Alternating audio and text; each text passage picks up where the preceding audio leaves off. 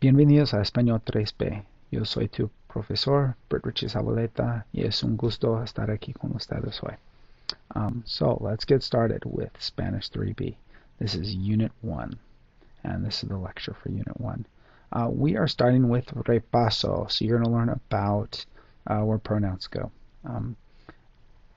In the past, I'm sorry, this is on page 2 or 3. This is even before you get started with this chapter.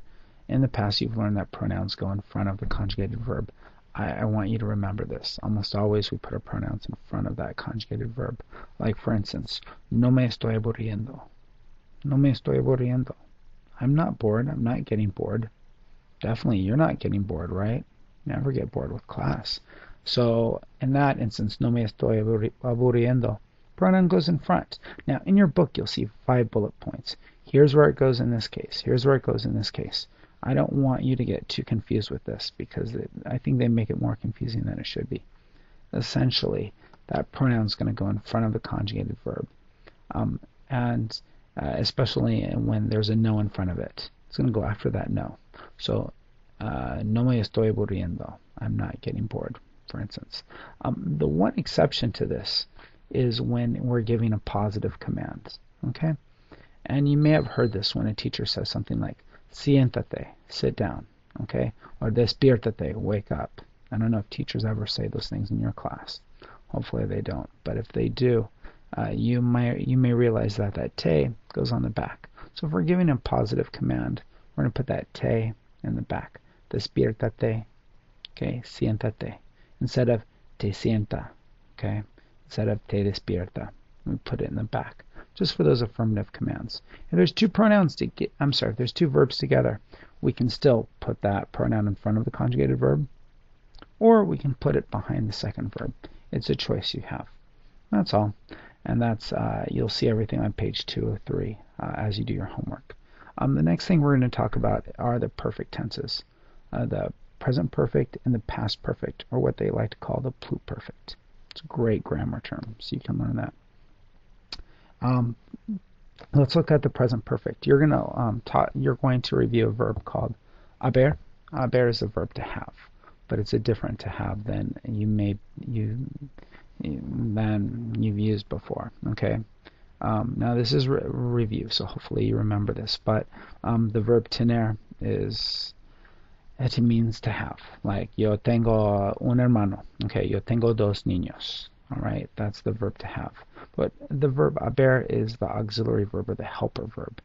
I have done, I have seen. And in Spanish, it's a completely different verb. So we're going to talk about haber in this whole unit. Okay, haber, as you recall, this should be review, is going to be, for yo, it's not habo, it's irregular. So we're going to say yo he, tú has, él, ella ha, nosotros hemos, and ustedes or ellos han.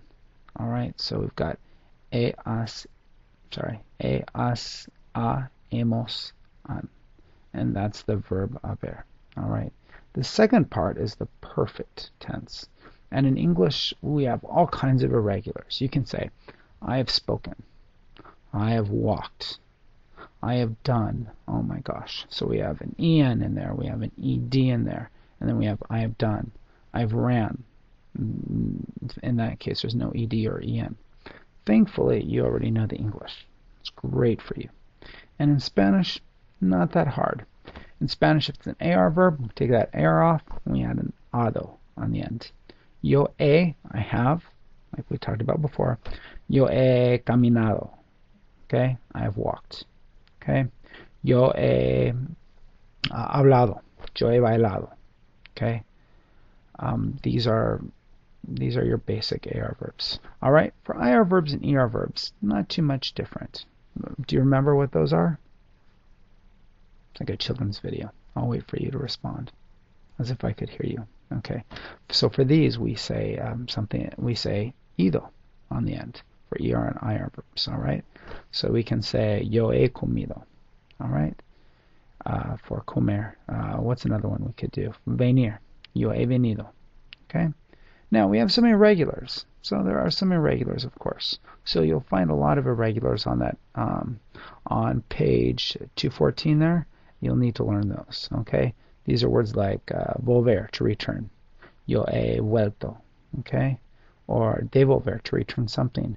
Yo he devuelto, okay? Morir, to die. Muerto, okay? Ha muerto, to have died. Not the best verb to use, but you have to teach it right.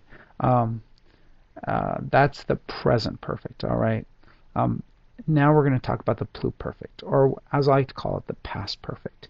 And what this is in English, this is I had spoken, I had walked. Instead of have, the present perfect, the past perfect is I had done something.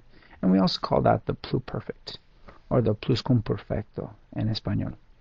And in Spanish, haber, the imperfect for haber is going to be había. So we can say yo había. And this is on page 217 if you want to follow along. So it's going to be yo había, or tú habías, él había, or ella había, nosotros habíamos, and ellos habían. And we use the pluperfect to, when we're talking about the past, about what's happened before. So if you say that 5 years ago I had never gone to the zoo, okay, or when I was a kid I had never seen I had never seen that, something to that effect, okay? So when you're something that happened in the past, when you're talking about your reality in the past, a lot of times we'll use that pluperfect, something you had done in the past. But don't let that confuse you too much. When you talk about something you had done in English, just translate it to had done in Spanish. We use our pluperfect, and you use those había ones. The perfect tense on the end is going to be the same. So just like you did on page 214, we're going to do on page 217. So for instance, if I say that I have spoken, it would be yo he hablado. I had spoken would be yo había hablado. Okay, that's all. And not too much of a difference there. So focus on these, learn these, do your work, and you'll do great on this test. All right. Make sure you email me for anything you need.